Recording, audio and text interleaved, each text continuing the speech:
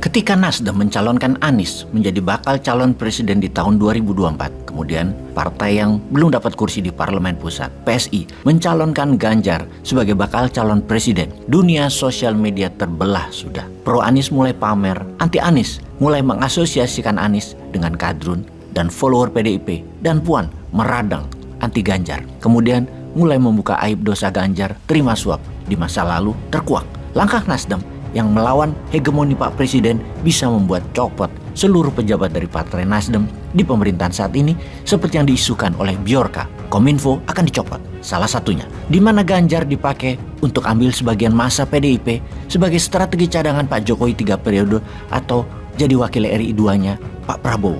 Pokoknya segala macam analisa, suka dan benci mulai bertebaran. Ini baru awal, sudah saling hujat. Alangkah indahnya negara netizen Indonesia ini. Lalu apa yang terjadi di tahun depan 2023 dan tahun-tahun selanjutnya di dunia? Itu semua seakan tidak penting. Walaupun Indonesia sebagai negara tengah, ketergantungan pada global player lebih dari 70% kebutuhan nasional import dan ekspor nasional. Apa yang terjadi kalau analisa yang mengatakan bahwa dunia akan runtuh, complete decoupling, great reset akan terjadi di tahun 2023 dan di tahun 2024? Ini sebuah perkataan di awal yang pasti membuat sahabat semua berkerut kening, banyak yang tidak percaya. Namun saksikan video narasi ini sampai selesai. Di tahun 2023 bisa dikatakan tahun politik di Indonesia. Tahun fitnah, tahun framing, tahun hoax, tahun disinformasi pembunuhan karakter, tahun perpecahan atas kelompok satu yang tidak ingin orang dari kelompok lainnya menjadi pemimpin di Indonesia, tahun agama jadi senjata penghakiman kebenaran, tahun saling hina atas perbedaan suku dan ras, serta perbedaan status ekonomi. Peristiwa yang akan terjadi itu di negara kita ini lebih dikarenakan memang masih belum dewasa berpolitiknya. Jadi tetaplah kalian menganggap bahwa menjadi presiden dan merebut banyak kursi di parlemen serta jabatan politik adalah masalah paling penting bagi hidup Anda. Silakan. Namun apa yang akan terjadi di dunia pasti akan berimbas ke Indonesia, yang mana hal ini adalah fakta jauh lebih mengerikan dari apa yang kalian kerjakan memfitnah saudara sendiri. Kita bahas perlahan agar menjadi pertimbangan sahabat melangkah. Jangan sampai kita menjadi yang paling menderita di tahun-tahun hadapan. Sudah presidennya jadi bukan orang yang di pihak kita, tidak mampu lagi orangnya. Ya sudahlah, yang penting siapapun presidennya nanti, Anda tetap aman dari bahaya ekonomi dan dari bahaya kesehatan dunia. Itu penting. Stay healthy, stay alive, itu jauh lebih penting. Inilah masa survival skill kita diasah. Inilah masa survival of the nation kita diuji. Kita mulai datanya. Diawali dengan perang dagang di tahun 2017, di mana kalau sahabat sudah mengikuti serial bernegara New Mind, pasti sangat kenal dengan informasi yang mengingatkan dimulainya dengan perang dagang, di ujungnya akan ada perang militer. Sudah siapkah Indonesia? Dan hal itu terjadi. Sejak tahun 2017, Bosman turun gunung mengingatkan cara bernegara yang cara kelolaannya, khususnya bidang ekonomi, dikelola dengan cara ekonomi biasa. Dan ini sudah mengarah ke bahaya untuk Indonesia. Ada 3 cara kelolaan ekonomi bernegara. Pertama, ekonomi at normal condition.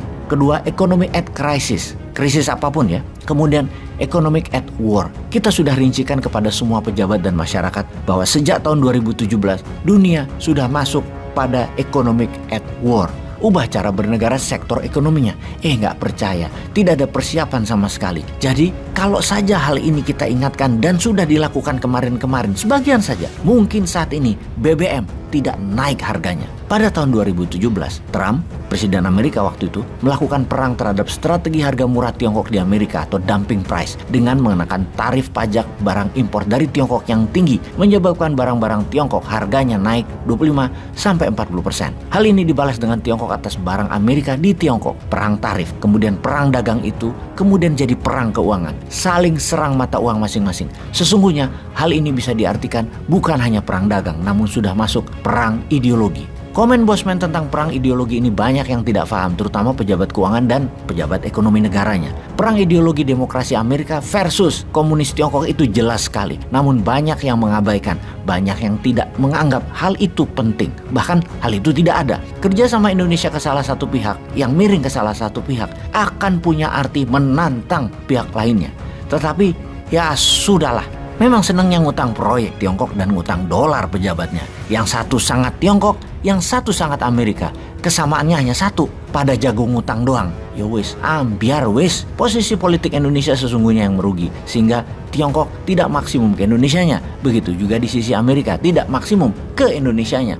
Karena Indonesia nggak canggih memainkan perannya. Tidak secanggih Erdogannya Turki, tidak secanggih Lee Hsien Loong-nya Singapura. Sesungguhnya hal inilah awal kesulitan Indonesia akan banyak hal. Kemudian pandemi di akhir tahun 2019, pandemi mengakibatkan dunia lockdown yang berimbas menyetop 50% transaksi dunia. Pandemi di awalnya adalah political tool menjatuhkan Trump, dilanjutkan sebagai economic tool dari Bio Farma yang membuat ekonomi dunia jatuh.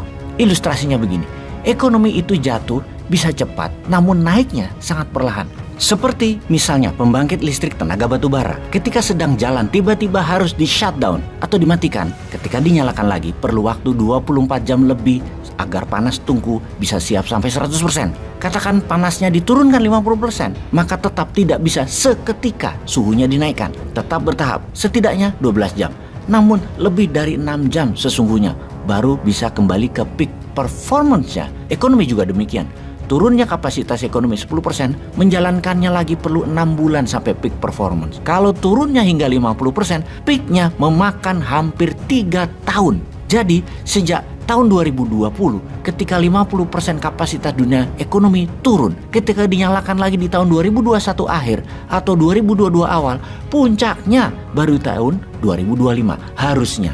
Namun ketika baru mulai jalan perang di Ukraina terjadi, strategi Amerika, NATO, Uni Eropa, Rusia disanksi. Rusia kena sanksi ekonomi. Rusia mungkin hanya memberikan 12% kontribusi ekonomi dunia, namun memberikan 25% lebih pengaruh ekonomi di Eropa, terutama energi. Ini yang tidak diperhitungkan karena Rusia ternyata tidak jatuh juga dan malah Eropa yang jatuh.